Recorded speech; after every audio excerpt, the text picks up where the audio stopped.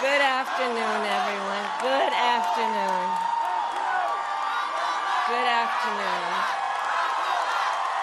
Good afternoon. Thank you all. Thank you, thank you. Thank you, thank you. So let me say, and I love you back. And I love you back. So let me say, my heart is full today. My heart is full today, full of gratitude for the trust you have placed in me, full of love for our country, and full of resolve. The outcome of this election is not what we wanted, not what we fought for, not what we voted for, but hear me when I say, the light of America's promise will always burn bright.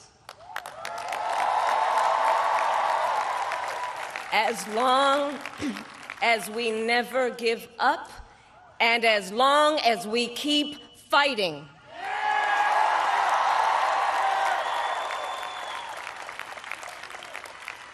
To my beloved Doug and our family, I love you so very much.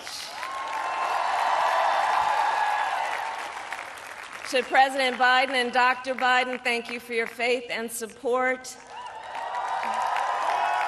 To Governor Walz and the Walz family, I know your service to our nation will continue. And to my extraordinary team, to the volunteers who gave so much of themselves, to the poll workers and the local election officials, I thank you all. Look, I am so proud of the race we ran, and the way we ran it. Over the 107 days of this campaign, we have been intentional about building community and building coalitions, bringing people together from every walk of life and background, united by love of country with enthusiasm and joy in our fight for America's future. And we did it with the knowledge that we all have so much more in common than what separates us. Now, I know folks are feeling and experiencing a range of emotions right now. I get it. But we must accept the results of this election. Earlier today, I spoke with President-elect Trump and congratulated him on his victory.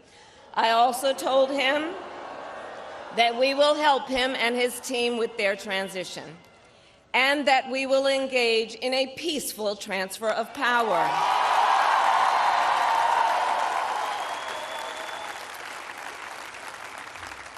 A fundamental principle of American democracy is that when we lose an election, we accept the results. That principle, as much as any other, distinguishes democracy from monarchy or tyranny.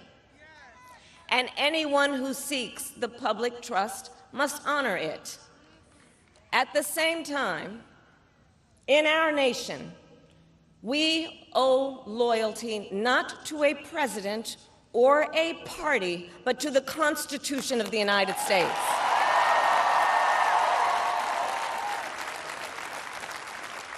And loyalty to our conscience and to our God. My allegiance to all three is why I am here to say, while I concede this election, I do not concede the fight that fueled this campaign.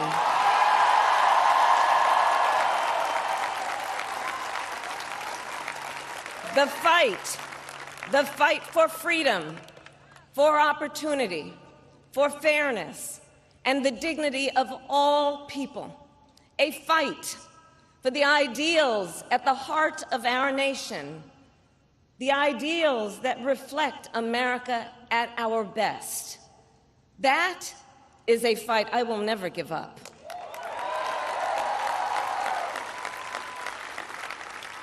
I will never give up the fight for a future where Americans can pursue their dreams, ambitions, and aspirations, where the women of America have the freedom to make decisions about their own body and not have their government telling them what to do. We will never give up the fight to protect our schools and our streets from gun violence. And America, we will never give up the fight for our democracy, for the rule of law, for equal justice, and for the sacred idea that every one of us, no matter who we are or where we start out, has certain fundamental rights and freedoms that must be respected and upheld.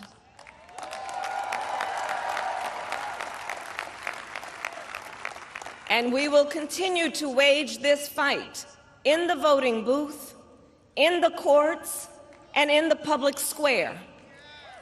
And we will also wage it in quieter ways, in how we live our lives, by treating one another with kindness and respect, by looking in the face of a stranger and seeing a neighbor, by always using our strength to lift people up, to fight for the dignity that all people deserve. The fight for our freedom will take hard work, but like I always say, we like hard work. Hard work is good work. Hard work can be joyful work. And the fight for our country is always worth it. It is always worth it.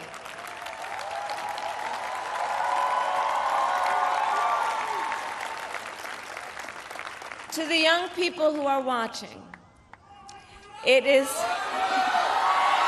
I love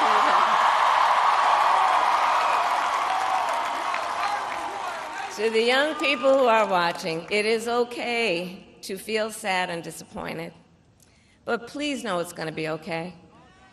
On the campaign, I would often say, when we fight, we win. But here's the thing.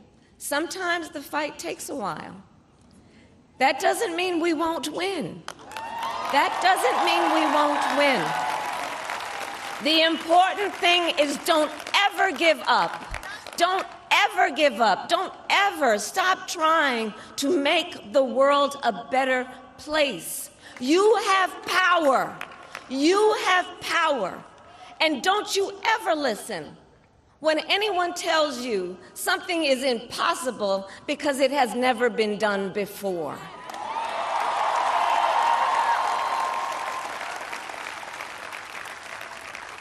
You have the capacity to do extraordinary good in the world.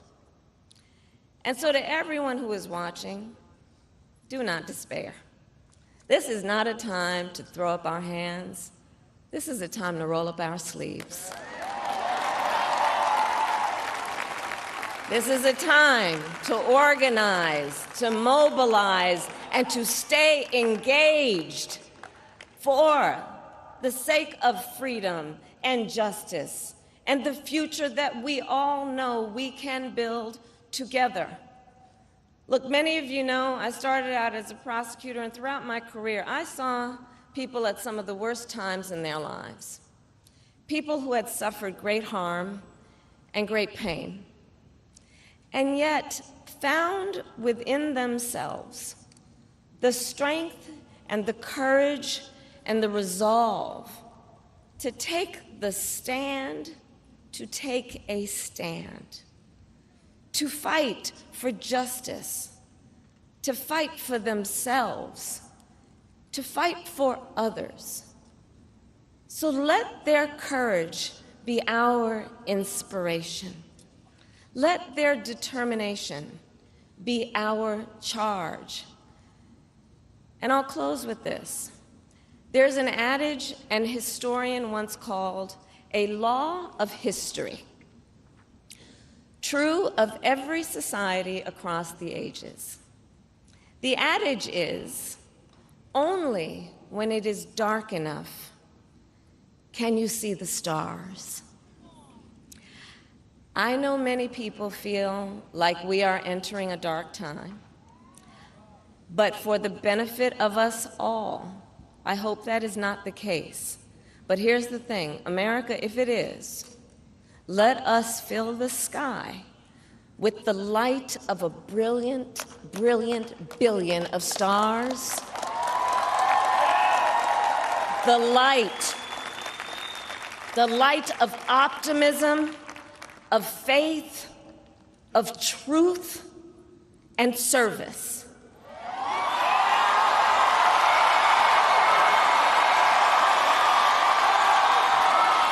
HU. And may that work guide us, even in the face of setbacks, toward the extraordinary promise of the United States of America. I thank you all. May God bless you, and may God bless the United States of America. I thank you all.